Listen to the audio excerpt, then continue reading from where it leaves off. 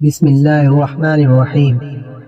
پیغمبر اسلام حضرت محمد صلی اللہ علیہ وسلم کی مبارک زندگی کے پہلو، آپ کا انقلاب اور دنیا پر اثرات۔ سیرت النبی کی سیریز میں واقعات کی شکل میں ہم آپ کی خدمت میں پیش کرنے کی ادنا سی کوشش کر رہے ہیں۔ یہ سیریز مولانا صادق حسین سردھانوی کی کتاب آفتاب عالم سے ماخوذ ہے۔ اسلام سے پہلے کی زندگی کتنی بھیانک تھی اور اسلام کی کرنیں پھٹتی ہیں، روشنی اور اندھیرے کی کشمکش شروع ہوتی ہے۔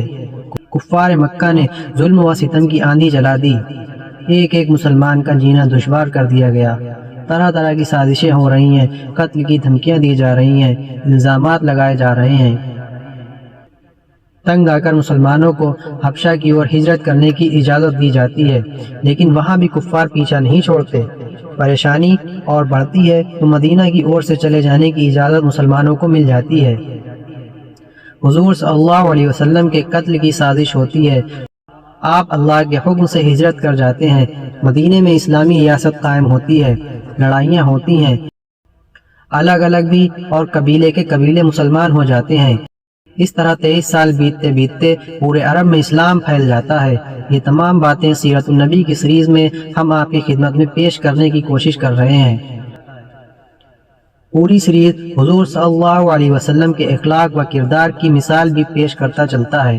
ہمدردی، محبت اصلاح، خدمت وغیرہ خوبیوں سے بھرے واقعات جگہ جگہ ملتے ہیں جو پڑھنے والے کے دل میں ان کی اہمیت بٹھا دیتے ہیں اور انہیں اس طرح تیار کرتے ہیں کہ تم اگر اللہ کے رسول صلی اللہ علیہ وسلم سے محبت کرتے ہو تو تم بھی اپنی زندگی میں ان خوبیوں کو اپناؤ۔ آپ سبھی حضرات سے درخواست ہے کہ اس سیریز کے ویڈیو کو زیادہ سے زیادہ لوگوں تک شیئر کرنے میں ہمارا تعاون کریں۔ بسم اللہ الرحمن الرحیم۔ عجیب روشنی، رات گزر چکی تھی، ستارے جھلملا کر آسمان میں ڈوب رہے تھے، اجالا پھیلنے لگا تھا۔ دور تک پھیلے ہوئے ریگستان کی اوس سے بھیگی ہوئی سفید رات بڑی پیاری لگ رہی تھی۔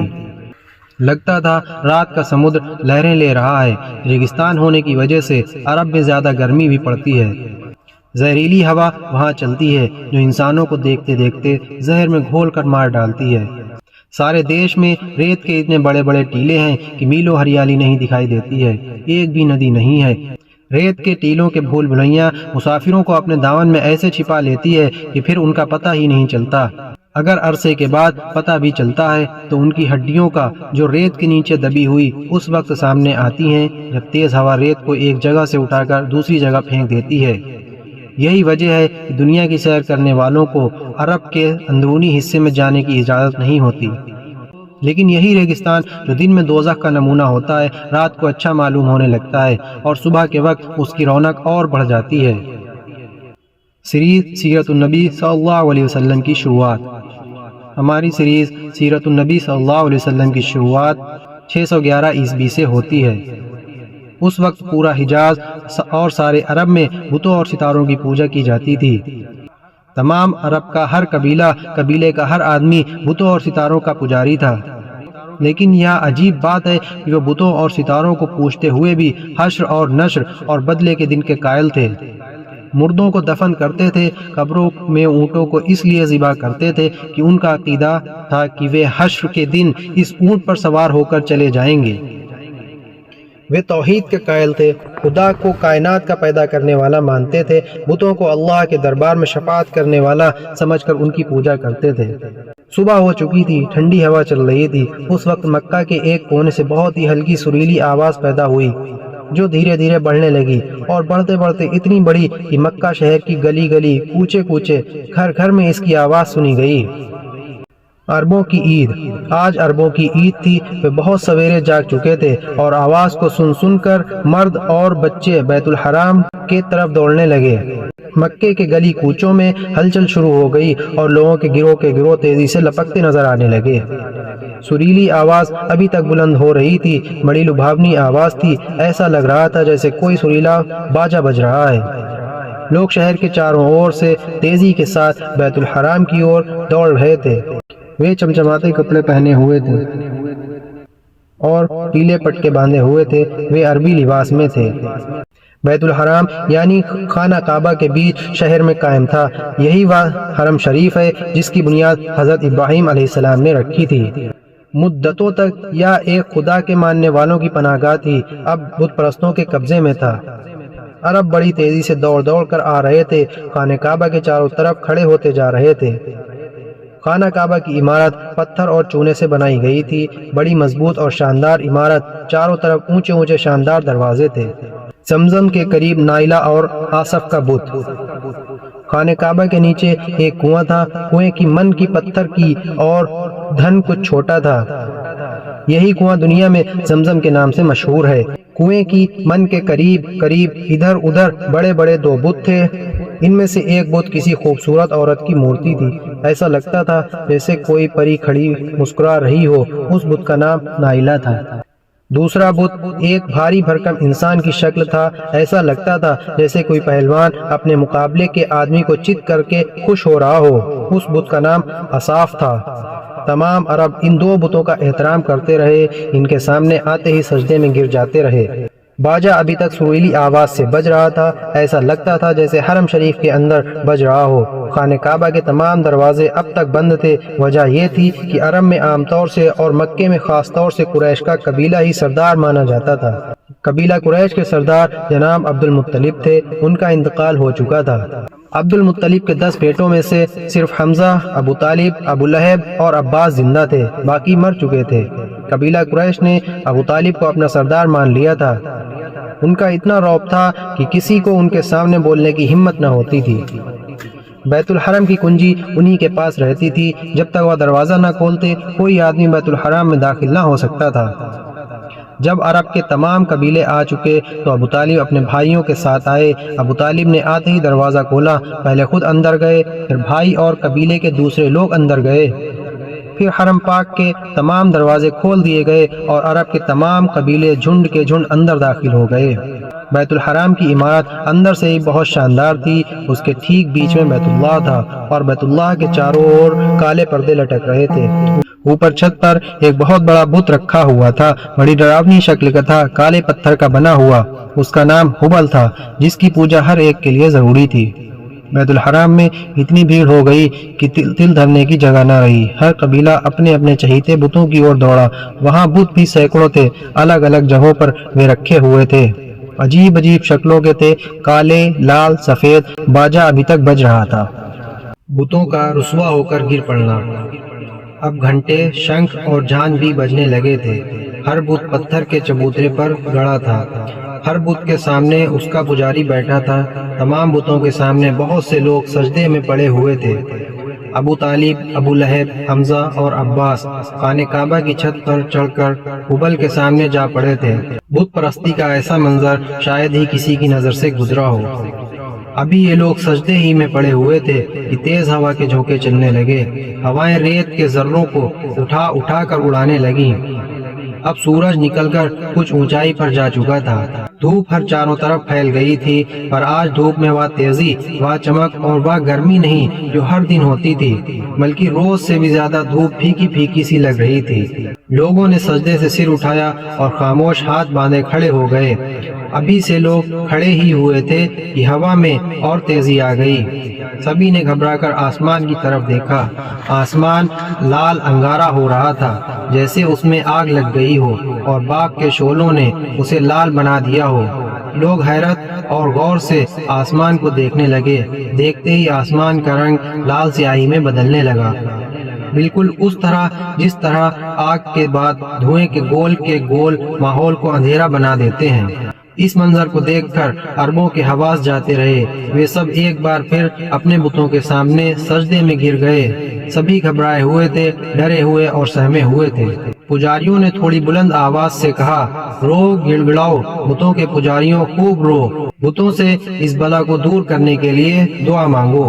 رونے کی ایک عام آواز بلند ہوئی، لوگ چیخنے اور چلانے لگے، رو رو کر بتوں سے اس بلا سے بچے رہنے کی التجائیں کرنے لگے۔ ہوا اتنی تیز ہو گئی تھی کہ کھڑے ہوئے جھٹکا کھا کر گرنے لگے تھے۔ سورج جیسے چھپ گیا تھا، دن رات میں بدل چکا تھا، کوئی چیز نظر نہ آتی تھی۔ ہوا کے تیز جھونکے ریت کے ڈھیر لا لا کر الٹ دیتے تھے۔ ابو طالب اور ان کے بھائی جو خانہ کعبہ کی چھت پر تھے چبوترے کے نیچے پڑے ہوئے تھے۔ ابو لہب نہ جانے کیسے ان سے الگ ہو گیا۔ ہوا نے اسے اٹھایا اور چھت سے نیچے گرا دیا۔ اس نے خوفناک چیخ ماری پر اس کی آواز چیخوں کی آواز میں گم ہو کر رہ گئی۔ مکے پر اللہ کا قہر۔ مکے پر قہر الہی نازل ہو رہا تھا۔ بچے اور بوڑھے سب کے سب چیخ اور چلا رہے تھے، رو رو کر اپنے معبودوں سے التجائیں کر رہے تھے، پر ان کے معبود پتھر کے تھے، وہ کچھ سنتے ہی نہ تھے۔ لوگوں کی گھبراہٹ بڑھ رہی تھی، ان کے دل کانپ رہے تھے، یہاں تک کہ وہ چیخ چیخ کر رونے لگے۔ اللہ کو ان کی آواز پر رحم آیا، تیز ہوا کے جھونکے کم ہونے لگے، اندھیرا چھٹنے لگا، اجالا بڑھنے لگا۔ تھوڑی ہی دیر میں ہوا تھم گئی، گرد اور دھول چھٹ گئی، سورج چمکنے لگا، اربوں کی جان میں جان آئی۔ وہ اٹھ کھڑے ہوئے۔ ابھی یہ لوگ کھڑے ہوئے تھے کہ پشچم کی اور سے ایک عجیب قسم کی روشنی اور چمک دیکھی۔ لوگوں کی حیرانی بڑھ گئی، اس سے پہلے انہوں نے ایسی روشنی نہ دیکھی تھی اور نہ ایسی چمک۔ ابھی وہ حیران ہی ہو رہے تھے کہ ایک بوڑھے نے بلند آواز سے کہا، اے شریف عربوں، تم نے اس روشنی اور چمک کو دیکھا؟ آؤ میں تمہیں بتاؤں کہ کیا بات ہے۔ سب لوگ اس طرف دوڑ پڑے۔ بوڑھا ایک اونچے چبوترے پر بیٹھ کر کہنے لگا، سب خاموش ہو جاؤ، ایسے خاموش کہ میری کمزور آواز تم میں سے ہر آدمی سن سکے۔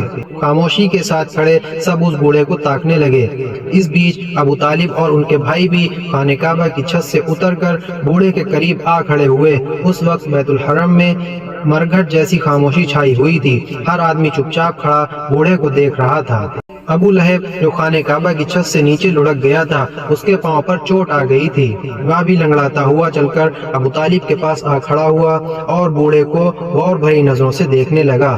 بوڑھا آدمی عجیب شکل و صورت کا انسان تھا، اس کا چہرہ لمبوترا، گال پچکے ہوئے، ہڈیاں ابری ہوئی، ماتھا تنگ، آنکھیں چھوٹی، اندر کو دھسی ہوئی تھیں۔ سر کے بال سفید اور لمبے تھے جو عورتوں کی لٹوں کی طرح کھجور کے ریشوں سے کندھے دونوں اور سینوں پر اڑے تھے۔ داڑھی ناک تک لمبی تھی، مونچھیں داڑھی سے مل گئی تھیں۔ اس شکل و صورت کو دیکھتے ہوئے بوڑھا کسی بن مانوس سے کم نہیں لگتا تھا۔ اس کے بائیں ہاتھ میں انسانی کھوپڑی تھی اور دائیں ہاتھ میں کسی انسان کے ہاتھ کی ہڈی تھی۔ گلے میں ہڈیوں کی مالا تھی، پہناوا بھی عجیب تھا۔ ایک لمبا جبہ تھا جس کا نیچے کا حصہ اونٹ کے اون کا تھا، سر سے کمبل لپیٹے ہوئے تھا۔ اس کی چھوٹی چھوٹی آنکھیں بھیتر کو دھسی ہوئی 6 آنکھیں چنگاریوں کی طرح چمک رہی تھیں۔ اس بوڑھے کا نام ابرش تھا۔ بوڑھا کاہن بھی تھا اور عارف بھی۔ پیچھے کی باتیں بتانے والے کو کاہن کہتے ہیں اور آگے کی باتیں بتانے والے کو عارف کہتے ہیں۔ یہ لوگ جنوں اور شیاطین کے حوالے سے بات کرتے ہیں۔ تمام عرب اسے جانتے تھے، اسے لوگ پہنچا ہوا انسان سمجھتے تھے، اس کی باتوں پر یقین رکھتے تھے۔ ابرش نے چمکتی آنکھوں سے چاروں اور دیکھا، ہر اور انسان ہی انسان نظر آ رہے تھے، سب خاموش کھڑے تھے، اس کی اور نظریں گڑی تھیں۔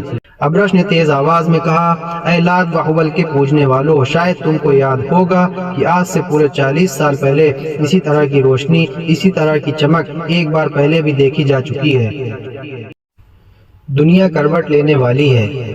جس طرح آج ہم تم سب حیران ہیں، ویسے ہی اس دن بھی ہوئے تھے۔ مجھ سے اس دن پوچھا گیا تھا کہ یہ چمک اور روشنی کیسی ہے۔ اس دن میں چپ ہو گیا تھا، اس لیے کہ میرے علم میں جو بات اس دن بتائی تھی وہ میں بیان نہیں کر سکتا تھا، اور آج میں بنا پوچھے خود ہی بیان کرتا ہوں۔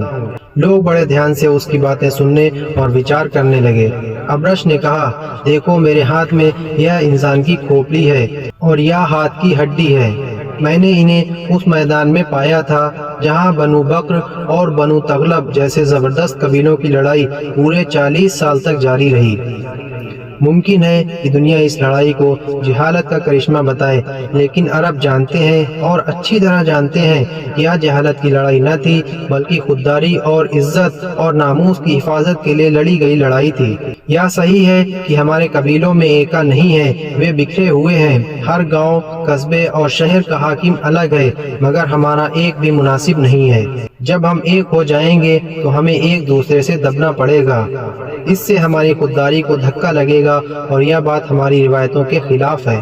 ابرش تقریر کر رہا تھا اور لوگ بڑے غور سے سن رہے تھے۔ اس نے آگے کہا، اے عرب کے سپوتوں، اس کھوپڑی کی اور دیکھو۔ اس کھوپڑی نے مجھے آگے کی باتیں بتا دی ہیں۔ دنیا کروٹ لینے والی ہے، ایک بڑا انقلاب ہونے والا ہے، ہمارے معبودوں کو رسوا کیا جانے والا ہے۔ غیرت مند عربوں، کیا تم اپنے خداؤں کی ذلت پسند کرو گے؟ ہر اور سے آوازیں آئیں، کبھی نہیں، ہرگز نہیں، زندگی کی آخری سانسوں تک نہیں۔ ابو لہب کے پیر میں چوٹ آ گئی تھی، تکلیف تھی، وہ اچھی طرح کھڑا نہ ہو سکتا تھا۔ حمزہ کے کندھے پر ہاتھ رکھ کے کھڑا تھا۔ اس نے چلا کر کہا، ہم اپنے معبودوں کو ذلیل کرنے والوں کے سر توڑ دیں گے، مر جائیں گے، پر اپنے خداؤں کی ذلت گوارا نہ کریں گے۔ ابرش نے کہا، یہی ہونا چاہیے جن معبودوں کو ہم اور ہمارے باپ دادا پوجتے رہے ہیں۔ کیا ہم ایسے ہی بے حس، ایسے ذلیل کمینے ہو جائیں گے کہ ان کی ذلت گوارا کر لیں گے؟ لات و عزا کی قسم، ہرگز نہیں، سچے معبودوں کے پجاریوں، سنو، آج سے 40 سال پہلے رات کو ایسی چمک اور روشنی دیکھی گئی تھی جیسی آج دیکھی ہے۔ وہ رات بڑی ڈراؤنی تھی۔ اس رات کو ہمارا معبود ہبل منہ کے بل گر پڑا تھا۔ جب ہم سب نے اٹھا کر اسے قائم کیا تو وہ کھڑا نہ رہ سکا اور پھر گر پڑا۔ ہم نے پھر اسے کھڑا کیا لیکن وہ پھر بھی کھڑا نہ ہوا اور تیسری بار بھی گر پڑا۔ یہ سب باتیں آپ سب لوگوں کو اچھی طرح یاد ہوں گی۔ ابو لہب نے کہا، اچھی طرح یاد ہیں۔ تمام حجاز اور سارے عرب پر اس دن ہیبت چھا گئی تھی۔ اس رات کو آسمان پر بہت زیادہ غیر معمولی طور پر ستارے ٹوٹتے ہوئے دیکھے گئے تھے۔ آسمان میں عجیب قسم کی روشنی اور چمک بھی دیکھی گئی تھی۔ اس رات کو صبح سویرے ہمارا سب سے بڑا خدا خود منہ کے بل گر پڑا تھا۔ جب ہم نے اسے اٹھا کر کھڑا کیا تو وہ کانپ کر پھر گر پڑا، ایک دو بار نہیں، پورے 3 بار گرا تھا۔ ابرش نے کہا، میرا مقصد اس واقعے کو یاد دلانا تھا۔ سنو، اس رات کو صبح سویرے وہ ہستی وجود میں آئی، اس سے ہمارے معبود ذلیل و رسوا ہوں گے۔ آج اس کی عمر پورے 40 سال ہو گئی ہے۔ اس کھوپڑی نے مجھے یہ بتایا ہے کہ اب تک وہ انسان گمنام تھا، اب وہ ظاہر ہوگا، بتوں کے خلاف تقریریں کرے گا، بت پرستی سے منع کرے گا، خدا پرستی کی تعلیم دے گا۔ آؤ رو، خوب دل کھول کر رو، ہمارے معبود بھی ہم سے روٹھ جائیں گے، دنیا اندیکھے خدا کے سامنے جھک جائے گی۔ کیسا ہوگا وہ زمانہ؟ ابرش کی آنکھیں بھیگ گئیں، مجمع میں سے اکثر لوگ رونے لگے۔ ابو جہل نے کہا، مقدس حبل کی قسم، میں ہر اس آدمی کو قتل کر ڈالوں گا جو اندیکھے خدا کو سجدہ کرے گا۔ ابرش نے کہا، کاش تم ایسا کر سکتے، پر یہ کھوپڑی کہتی ہے کہ ایسا نہ کر سکو گے، دیکھو گے اپنی آنکھوں سے اپنے معبود کی ذلت۔ حمزہ نے اس سے پوچھا، بچنے کا اپائے کیا ہے؟ ابرش نے کہا، ہے کیوں نہیں، پہلے تو آپس کے جھگڑے بند کرو، تمام قبیلے ایک ہو جاؤ اور وعدہ کرو کہ خدا کو ماننے والے کی زوردار مخالفت کرو گے، چاہے وہ کوئی بھی ہو، کسی قبیلے کا ہو، اس کو ستانے میں کوتاہی نہ کرو گے اور کوشش کر کے اسے قتل کر ڈالو گے۔ عرب میں یوں تو بہت سے قبیلے تھے، لیکن ان میں سے کچھ ہی تھے جن کا زیادہ احترام کیا جاتا تھا۔ ان میں بھی بنی ہاشم کی سب سے زیادہ عزت تھی، چونکہ خانہ کعبہ کا احترام تمام قبیلے کرتے تھے۔ ہر قبیلے کا معبود بیت الحرم میں تھا، کعبہ مکہ میں تھا، مکہ میں بنی ہاشم کی حکومت تھی، اس لیے بھی یہ قبیلہ اور قبیلوں سے ممتاز مانا جاتا تھا۔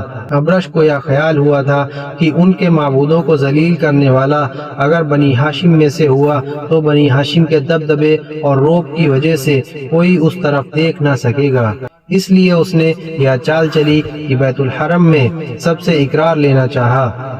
عربوں کی ایک خاص بات یہ بھی تھی کہ جو عہد و اقرار وہ کر لیتے تھے اس سے پیچھے نہ ہٹتے تھے، چاہے اس میں کتنا ہی مالی اور جانی نقصان کیوں نہ ہو۔ تمام عربوں نے جھک کر اپنے معبودوں کا نام لے کر عہد و اقرار کیا کہ وہ اپنے معبودوں کو برا کہنے والوں کو قتل کیے بنا نہ چھوڑیں گے، چاہے ان کا تعلق کسی قبیلے سے ہو۔ سب کے بعد میں ابو لہب نے کہا، کاہن، تم شاید قبیلہ بنی ہاشم کی اور اشارہ کر رہے ہو، میں وعدہ کرتا ہوں کہ اگر ایسا ہمارے قبیلے میں ہوگا تو سب سے پہلے میری تلوار اس کے سر پر چمکے گی۔ پھر ابرش نے بتایا، میرا خیال نہیں بلکہ مجھے کھوپڑی بتا رہی ہے کہ معبودوں کو باطل کرنے والا بنی ہاشم میں سے ہوگا۔ صاف لکھا ہوا تھا محمد۔ سب اس نام کو دیکھ کر حیران رہ گئے۔ حضور صلی اللہ علیہ وسلم کی آمد کی بشارت۔ حضرت محمد صلی اللہ علیہ وسلم عبداللہ کے بیٹے، عبد المطلب کے پوتے، ابو لہب، حمزہ، عباس اور ابو طالب کے بھتیجے تھے۔ مورخین کے قول سے آپ 21 اپریل 571 عیسوی کو ربیع الاول کے مہینے میں سن عام الفیل سوموار کے دن سورج نکلنے سے پہلے بہت صبح سویرے پیدا ہوئے تھے۔ اب آپ کی عمر 50 سال ہو گئی تھی۔ لوگ جانتے تھے اور اچھی طرح جانتے تھے کہ آپ سے زیادہ سچا اور امانت دار کوئی نہیں۔ بہت کم بولتے، تنہائی پسند کرتے، کبھی کبھی پہاڑوں پر چلے جاتے، کئی دن وہاں رہتے، لیکن ابھی تک ان کی اور سے کوئی ایسی بات نہ ہوئی تھی جس سے وایا گمان کیا جا سکتا کہ وہ بتوں کے خلاف آواز اٹھانے والے ہیں۔ آپ کے والد کا انتقال آپ کی پیدائش سے پہلے ہی ہو چکا تھا۔ جب آپ 6 سال کے ہوئے آپ کی والدہ کا انتقال ہو گیا۔ اس طرح آپ بچپن ہی میں باپ اور ماں کے سائے سے محروم ہو گئے۔ ماں باپ کی وفات کے بعد آپ دادا کی نگرانی میں رہے۔ جب 8 برس 2 ماہ 10 دن کے ہوئے تو آپ کے دادا عبد المطلب بھی اس دنیا سے گزر گئے۔ اب آپ کے چچا ابو طالب آپ کے ولی ہوئے۔ آپ ان کے پاس رہ کر 40 سال کی عمر کو پہنچے۔ یوں تو پورے عرب کے اچھے اخلاق اور برتاؤ کی وجہ سے آپ کو مانتا تھا، لیکن سب سے زیادہ ابو طالب آپ کو مانتے تھے۔ ابو طالب نے کہا، ابرش، کیا تم پیارے بھتیجے پر الزام لگا کر کوئی فتنہ کھڑا کرنا چاہتے ہو؟ ہرگز ایسا نہ کرو، میں اسے برداشت نہیں کر سکتا۔ ابرش نے کہا، حضور، میں مقدس حبل کی قسم کھا کر کہتا ہوں کہ میں اپنے اور سے نہ کچھ کہہ رہا ہوں نہ کر رہا ہوں۔ میرا علم اس کھوپڑی کے ذریعے سے مجھے بتا رہا ہے، وہی کہہ رہا ہوں۔ ابو طالب نے جوش میں آ کر کہا، تم جھوٹے ہو، تم کو ہمارے خاندان سے کوئی دشمنی ہے، اس دشمنی کو غیب دانی کے پردے میں نکال رہے ہو۔ ابرش نے نرمی کے ساتھ کہا، اے مکہ کے سردار، میری یہ ہمت نہیں ہے کہ حضور کے خاندان پر کوئی الزام لگاؤں۔ حضور کے خاندان کا پلا ہوا ہوں، نمک کھا رہا ہوں، میرے دل و دماغ میں دشمنی کا خیال تک نہیں آ سکتا۔ ذرا صبر کیجئے اور دیکھیے کھوپڑی کیا کہتی ہے۔ ابو طالب خاموش ہو گئے۔ ابرش نے کھوپڑی گھمانی شروع کی، اتنی گھمائی کہ وہ گول دائرہ، پھر گول دائرے سے صرف ایک بندی بن کر رہ گئی۔ ابرش نے کہا، دیکھیے کھوپڑی ایک بندی بن کر رہ گئی ہے، اور دیکھیے اور دھیان سے دیکھیے، یہ بندی خداؤں کو ذلیل کرنے والے کا نام بن کر چمکے گی۔ سب نے بندی کو دھیان سے دیکھا، بندی پھیلنے لگی، پھیلتے پھیلتے نام بنی اور نہایت آب و تاب سے چمکنے لگی۔ سب نے دیکھا، دھیان سے دیکھا، حیرت سے دیکھا، اور صاف اور موٹے حرفوں میں محمد لکھا ہوا تھا۔ ابرش نے کہا، تم نے دیکھ لیا، اب سنو، اگر تم اپنے معبودوں کو خوش کر لو تو جو فتنہ پیدا ہونے والا ہے وہ دب جائے۔ ابو لہب نے پوچھا، معبودوں کو خوش کرنے کا طریقہ کون سا ہے؟ ابرش نے کہا، یا کھوپڑی جواب دے گی۔ کھوپڑی ابھی تک گھوم رہی تھی، اب نام غائب ہو گیا تھا اور صرف بندی ہی باقی رہ گئی تھی۔ لوگ اس بندی کو بڑے دھیان سے دیکھ رہے تھے۔ بندی پھر پھیلنی شروع ہوئی اور دیکھتے دیکھتے لفظ بن گئی۔ سب نے پڑھا، چمکدار لفظوں میں لکھا تھا، قربانی۔ معبودوں کو خوش کرنے کی لڑکی کی قربانی۔ سب ڈرے ہوئے اور سہمے ہوئے تھے۔ معبودوں کو خوش کرنے کے لیے لڑکی کی قربانی۔ سب ڈرے ہوئے اور سہمے ہوئے تھے۔ ابرش نے کہا، تمہارے معبود قربانی چاہتے ہیں، قربانی دے کر اپنے والے فتنے سے اپنے کو بچا لو۔ عمر ابرش کے سامنے کھڑے تھے۔ انہوں نے کہا، کس چیز کی قربانی دیں ہم؟ ابرش نے کہا، اس کا جواب بھی کھوپڑی دے گی۔ لوگوں کی نگاہیں پھر کھوپڑی کی طرف اٹھ گئیں۔ انہوں نے دیکھا کہ یکایک موٹے لفظوں میں لکھا ہوا نظر آیا، ایک 10 سال کی خوبصورت لڑکی۔ سب یہ دیکھ کر تعجب میں پڑ گئے۔ ابرش نے کھوپڑی کو بوسہ دیا اور عام لوگوں کو خطاب کر کے کہا، میرے علم نے مجھے یہ بتایا ہے کہ وہ آدمی اپنی لڑکی کو قربان کرے جو پہلے اپنی 9 لڑکیوں کو زندہ گاڑ چکا ہو۔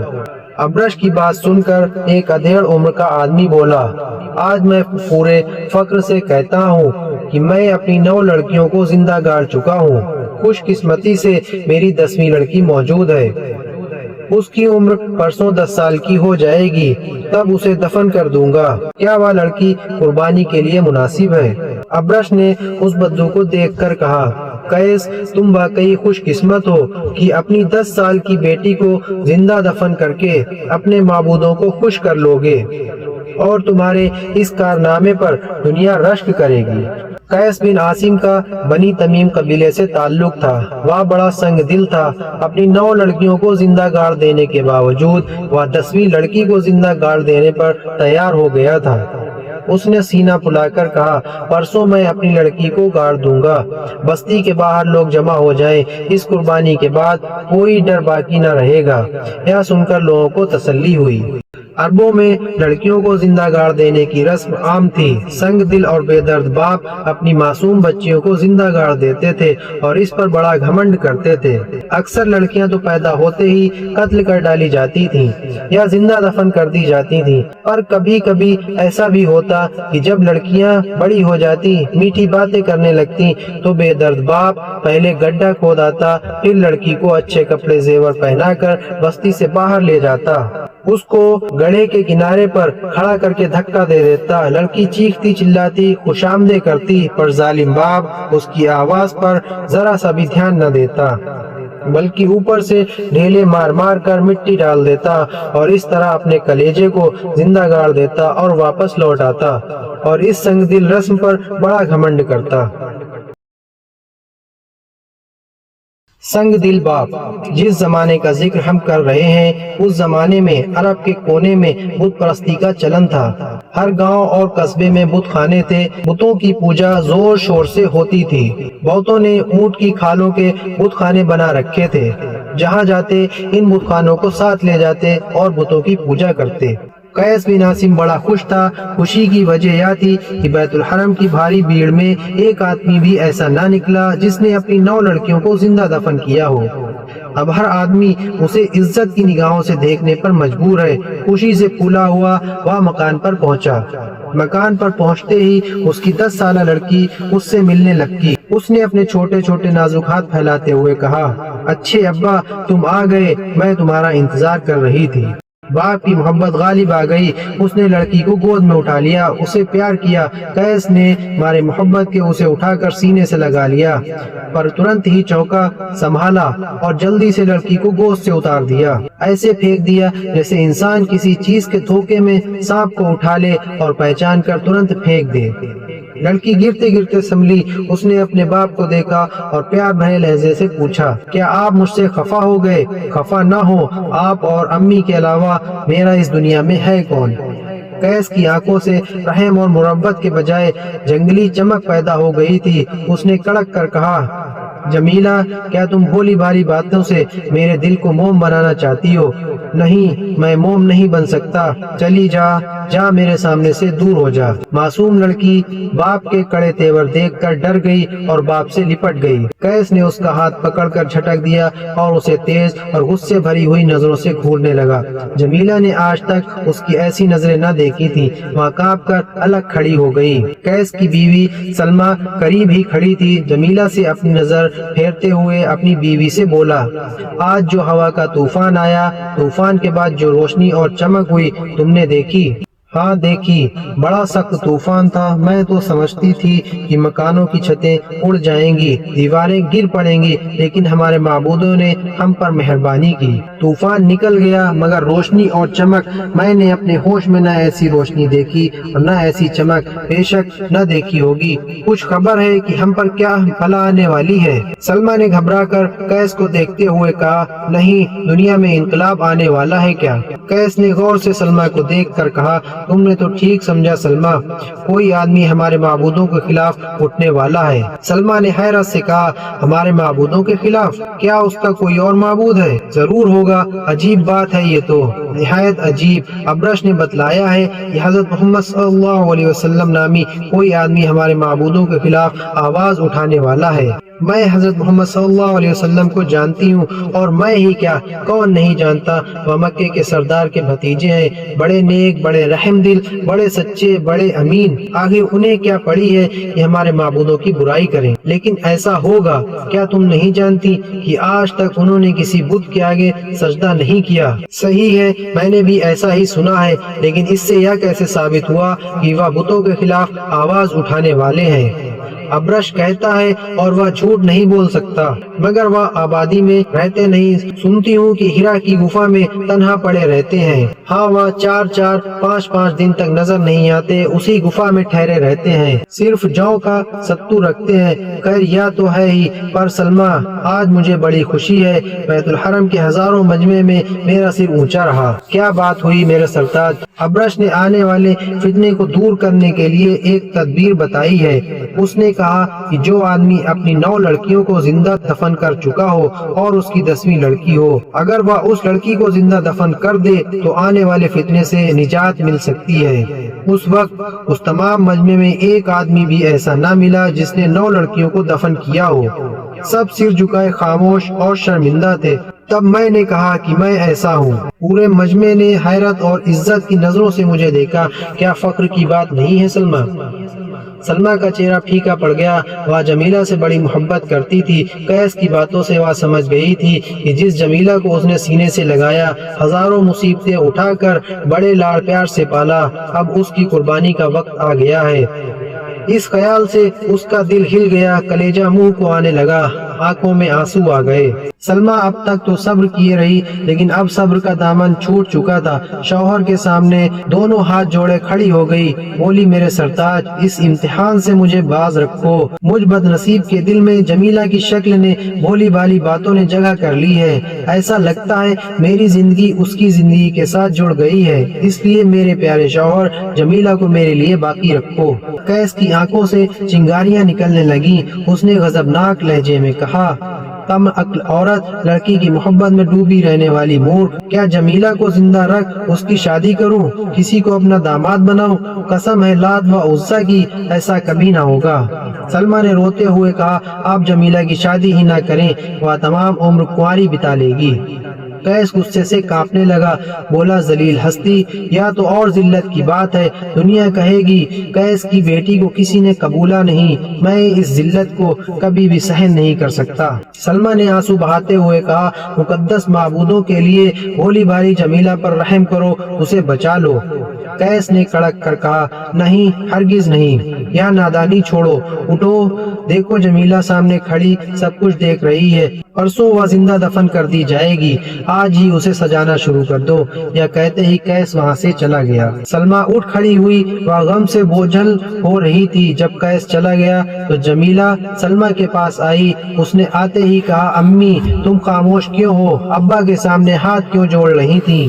آج ابا خفا کیوں ہیں؟ وہ مجھ سے بھی خفا لگتے ہیں۔ جمیلہ کی باتیں سن کر سلمہ بے چین ہو اٹھی، اس نے اسے سینے سے لگا لیا، خوب کھینچا۔ سلمہ روتی جا رہی تھی اور جمیلہ کو بھینچتی جا رہی تھی۔ اسے اس طرح روتے دیکھ جمیلہ تڑپ اٹھی، بولی رو نہیں تو میں بھی روؤں گی۔ سلمہ جمیلہ کی بات سنتے ہی چپ ہو گئی اور ٹھنڈی آہ بھر کر کہا، میری آنکھوں کی ٹھنڈک، تو نہ دکھی ہو، میں اب نہ روؤں گی۔ کچھ دیر بعد سلمہ گھر کے کام کاج میں لگ گئی اور جمیلہ کھیلنے لگی۔ آج سلمہ کا دل کسی کام میں نہیں لگ رہا تھا۔ جب وہ جمیلہ کو دیکھتی یا جمیلہ کا وچار آتا تو اس کے دل میں آواز اٹھتی، جمیلہ اب صرف 2 دن اور زندہ رہے گی۔ بھیانک قربانی۔ قیس کے مکان کے سامنے سینکڑوں آدمی کھڑے تھے، بہت سی عورتیں ڈف لیے کھڑی تھیں۔ ان عورتوں اور مردوں میں ہر طبقے کے لوگ تھے۔ جس وقت جمیلہ کو انہوں نے دیکھا، ترنت حبل کی جے، لات کی جے کے نعرے بلند کرنے لگے۔ عورتوں نے دف بجا بجا کر گیت گانا شروع کیے۔ ان گیتوں میں بتوں کی تعریف تھی، عرب اور عرب کے قبیلے کی تعریف تھی۔ اب اس مجمع نے جلوس کا روپ لے لیا۔ سب سے آگے ابرش، ایک ہاتھ میں کھوپڑی، ایک ہاتھ میں ہڈی لیے، ہڈیوں کی مالا پہنے، سینہ اور کندھے پر بال بکھرے ہوئے جا رہے تھے۔ اس کے پیچھے کاہنوں اور عراف کی ایک جماعت تھی۔ یہ سبھی لمبے اونی جبے پہنے ہوئے تھے جو اتنے لمبے تھے کہ دھرتی پر گھسٹ رہے تھے۔ ان کے ہاتھوں میں بھی انسانی ہڈیاں تھیں۔ ان کے پیچھے پجاریوں کا گروہ تھا جو گھڑیال، شنکھ اور تالیاں بجا رہے تھے۔ پجاریوں کے پیچھے عورتیں تھیں، سبھی تڑک بھڑک کپڑے پہنے ہوئے تھیں۔ اکثر نوجوان عورتیں دف بجا بجا کر گا رہی تھیں۔ انہی عورتوں کے گھیرے میں معصوم جمیلہ تھی جسے کچھ نہیں معلوم تھا کہ کیا ہونے جا رہا ہے۔ عورتوں کے پیچھے کچھ بااثر اور دولت مند اعرابی تھے۔ یہ سب لوگ بالکل خاموش تھے۔ قیس بن عاصم بھی ان کے ساتھ تھا۔ ان کے پیچھے عام لوگ تھے جو تھوڑی تھوڑی دیر سے بتوں کا نام لے لے کر ان کی جے پکارتے تھے۔ اس طرح یہ جلوس آب زمزم کے سامنے پہنچا۔ زمزم کے دونوں طرف نائلہ، آصاف، دو بت تھے۔ تمام مجمع ان بتوں کے سامنے سجدے میں گر پڑا۔ تھوڑی دیر کے بعد جب انہوں نے سر اٹھایا تو سب کے ماتھے دھول میں سنے تھے۔ اب یہ لوگ شہر سے باہر کی اور چلے، اسی ترتیب سے یہاں تک آئے بھی تھے۔ یہاں آ کر مجمع بہت کچھ بڑھ گیا تھا۔ اب اس مجمع میں ایسے لوگ شامل ہو گئے تھے جن کی گودوں میں دودھ پیتی بچیاں تھیں۔ بت پرستوں کا ایک گروہ مکہ سے نکل کر باہر ایک کھلے میدان میں پہنچا۔ یہاں تمام ریگستان تھا، سفید سفید ریت چمک رہی تھی۔ ابھی یہ لوگ مکہ سے تھوڑی دور چلے تھے کہ سامنے سے ایک 40 سال کا خوبصورت شخص آتے ہوئے نظر آیا۔ یہ عرب کے بہت ہی خوبصورت تھے، چہرے سے رعب و جلال ظاہر تھا کہ کھلی آنکھ سے نہ دیکھا جاتا تھا۔ جب وہ اس مجمع کے قریب آئے تو ابرش نے انہیں دیکھا مگر چہرے پر چھائے رعب کی وجہ سے نہ دیکھ سکا اور نظریں جھک گئیں۔ وہ عرب بڑھتے رہے۔ جب وہ ابو طالب کے قریب پہنچے، ابو طالب نے محبت بھری نظروں سے دیکھ کر کہا، آنکھوں کی ٹھنڈک، تم اس دھوپ میں ایسی گرمی کے وقت کہاں جا رہے ہو؟ وہ شخص رک گئے۔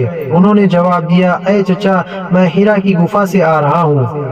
ابو طالب نے کہا، پیارے محمد، چچا کی جان، تم نے کیوں اپنی جان پر اتنی مشقت ڈال رکھی ہے؟ کیا تمہیں اپنی صحت کا بھی خیال نہیں؟ جاؤ کسی سائے دار جگہ میں جا کر آرام کرو۔ یہ شخص حضرت محمد صلی اللہ علیہ وسلم تھے۔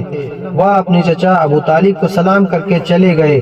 انہوں نے نہ مجمع کی طرف دیکھا نہ یہ معلوم کیا یہ مجمع کہاں اور کیا کرنے جا رہا ہے۔ جب آپ دور نکل گئے تو ابرش نے کہا، کتنا شاندار، خوبصورت اور شریف انسان ہے۔ حبل کی قسم، میں نے پہلے کبھی ایسا کوئی انسان نہیں دیکھا، لیکن اس کی طرف سے خاندانوں کے ذلیل ہونے کا ڈر ہے۔ ایک بوڑھا آدمی ابرش کے پیچھے تھا۔ اس کا نام ورقہ بن نوفال تھا۔ ورقہ عربی بھاشا کا ماہر تھا، تورات اور انجیل کا پورا علم رکھتا تھا۔ انہوں نے کہا، ابرش، اندیشہ نہ کرو، اگر ہمارے خداؤں میں یہ طاقت ہے کہ وہ اپنی رسوائی پر رسوا کرنے والے کو سزا دے سکیں تو وہ خود سزا دے لیں گے، ہم کیوں چنتا کریں؟ ابرش نے کہا، تم سچ کہتے ہو ورقہ، مگر مجھے ڈر ہے کہ شاید وہ سزا نہ دے سکیں۔ ورقہ نے کسی قدر جوش میں آ کر کہا، اگر وہ سزا نہیں دے سکتے تو پھر خدا کیسے؟ ابرش نے حیران ہو کر ورقہ کی اور دیکھتے ہوئے کہا، یا تم کیا کہتے ہو ورقہ، تم بھی مرتد ہو گئے ہو؟ مرتد نہیں ہوں، تم سب مکہ والے، سارے عرب کے باشندے اچھی طرح جانتے ہو کہ میں عربی جانتا ہوں، تورات اور انجیل کا ماہر ہوں، پر اپنے مذہب پر قائم ہوں۔ پر یہ میرا اعتقاد ہے کہ خداؤں میں اتنی تو طاقت ضرور ہونی چاہیے کہ وہ اپنے انکاریوں کو سزا دے سکیں اور پجاریوں کو انعام دے سکیں۔ تم سچ کہتے ہو ورقہ۔ یہ تمام مجمع ابھی تک بڑھا چلا جا رہا تھا، یہاں تک کہ وہ مکہ سے 1 میل دور نکل گیا۔ چونکہ وہ دھیرے دھیرے چل رہا تھا اس لیے بڑی دیر میں وہاں پہنچا۔ اس وقت سورج 3/4 منزلیں طے کر چکا تھا۔ دھوپ میں اب وہ چمک اور تیزی بھی نہ رہی تھی جو اب سے 3 گھنٹے پہلے تھی۔ تمام مجمع ریت کے ایک بڑے ڈھیر کے پاس رکا۔ پجاریوں نے یہاں پہنچ کر گھنٹے اور شنکھ بجانا شروع کیے۔ کچھ دیر کے بعد ایک آدمی بڑھا۔ اس نے کہا، اے غیرت مند عرب، میں اپنی بڑائی باقی رکھنے کے لیے اپنی بیٹی کو زندہ دفن کرنا چاہتا ہوں۔ اس آدمی کی گود میں 3 سال کی ایک معصوم لڑکی تھی۔ اس نے لڑکی کو زمین پر بیٹھا دیا اور دونوں ہاتھ سے ریت ہٹا کر گڈھا کھودنے لگا، یہاں تک کہ دیکھتے دیکھتے اس سنگ دل باپ نے لڑکی کو گڈھے میں پھینک جلدی اس پر ریت ڈالنا شروع کیا۔ لڑکی چیختی چلاتی رہ گئی۔ ریگستان کا ایک ایک ذرہ تو اس چیخ سے کانپ اٹھا، لیکن نہ پسیجے تو وہ انسان نہ پسیجے جو بھیڑیے کی شکل میں وہاں موجود تھے۔ پھر کیا تھا، اس کے بعد جو لوگ لڑکیاں لے کر آئے تھے سب نے معصوم لڑکیوں کو گڈھے کھود کھود کر دفن کرنا شروع کر دیا۔ اب کئی آدمیوں نے مل کر ایک بڑا اور گہرا گڈھا کھودا۔ جب گڈھا تیار ہو گیا تو قیس جمیلہ کو لے کر آگے بڑھا اور گڈھے کے کنارے جا کھڑا ہوا۔ جمیلہ دیکھ چکی تھی کہ گڈھوں میں لڑکیاں دفن کی گئی ہیں۔ اسے اس کا احساس ہو چلا تھا کہ جس گڈھے کے کنارے وہ کھڑی ہے اس میں وہ دفن کی جائے گی۔ اس نے حسرت بھری نظروں سے اپنے باپ قیس کی طرف دیکھا، کہا پیارے ابا، کیا تم مجھے اس گڈھے میں دفن کرنے کے لیے لائے ہو؟ قیس نے کہا ہاں جمیلہ، تم نے ٹھیک سمجھا، عرب میں لڑکیوں کے رہنے سہنے اور پلنے بڑھنے کی گنجائش نہیں ہے۔ جمیلہ گھبرا گئی۔ اس نے پوچھا میرا قصور کیا ہے، تم مجھے کیوں دفن کرنا چاہتے ہو؟ قیس نے کہا ہماری خاندانی بڑائی اور نجی غیرت کو ہم ایسا کرنے پر مجبور کرتی ہے۔ جمیلہ رونے لگی۔ اس نے ہاتھ جوڑ کر کہا ابا، پیارے ابا، اگر تم مجھے کھانا اور کپڑا نہیں دے سکتے مت دو، میں ننگی اور بھوکی رہ لوں گی۔ ابا ابھی مجھے دفن نہ کرو، یا کہتے ہی جمیلہ کس کے لپٹ گئی اور اس کی ناگسی آنکھوں سے آنسو کی دھار بہنے لگی۔ قیس کی درندگی نے جوش مارا۔ اس نے کڑک کر کہا ابھی دفن نہ کروں تو کیا تجھے اس لیے زندہ رکھوں کہ تو بڑی ہو کر بیاہی جائے، کوئی آدمی میرا داماد بنے، تمام عرب میں میرا سر ذلت سے جھک جائے؟ کبھی نہیں، ہمارے خاندان میں کوئی لڑکی زندہ نہیں رکھی گئی۔ جمیلہ کا خوبصورت چہرہ اتر گیا، موت کی تصویر اس کی آنکھوں میں گھوم گئی۔ وہ جلدی سے اپنے باپ کے پاؤں پر گر پڑی۔ اس نے کہا پیارے ابا، مجھے بچا لو۔ بے رحم باپ نے جمیلہ کو اٹھا کر گڈھے میں پھینک دیا۔ گڈھا گہرا مگر تنگ تھا۔ جمیلہ اوندے منہ گر پڑی۔ قیس نے جلدی جلدی گڈھے میں ریت گرانا شروع کر دیا۔ جمیلہ اٹھنے کی کوشش کر رہی تھی، لیکن ریت اس تیزی سے اس کے اوپر گر رہی تھی کہ اسے اٹھ کر کھڑے ہونے کی مہلت بھی نہ ملتی تھی۔ لڑکی چیخ چیخ کر رو رہی تھی، لیکن قیس پر اس کے رونے کا کوئی اثر نہ تھا۔ وہ برابر ریت ڈالنے میں لگا ہوا تھا۔ جمیلہ کا دم گھٹنے لگا، وہ اور زور زور سے چیخنے لگی۔ بے رحم باپ نے اور تیزی سے ریت ڈالنا شروع کیا۔ انسانوں کی اس بھیڑ میں ایک آدمی بھی ایسا نہ تھا۔ لڑکی چیخ چیخ کر رو رہی تھی، لیکن قیس پر اس کے رونے کا کوئی اثر نہ تھا۔ وہ برابر ریت ڈالنے میں لگا ہوا تھا۔ جمیلہ کا دم گھٹنے لگا، وہ اور زور سے چیخنے لگی۔ بے رحم باپ نے اور تیزی سے ریت ڈالنا شروع کیا۔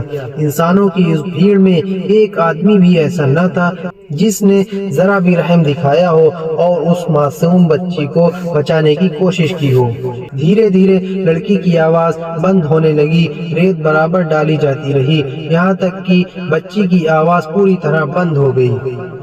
گھنٹے اور شنکھ کی آواز میں تیزی آ گئی۔ قیس اٹھ کھڑا ہو گیا۔ وہ اب بہت خوش تھا، جیسے اس نے کوئی بہت بڑا اور اہم کام کو انجام دیا ہو۔ سورج انسانوں کی سنگ دلی پر ماتم کرتا ہوا ڈوب چکا تھا۔ جب رات ہو گئی تو سب مکہ واپس ہو گئے۔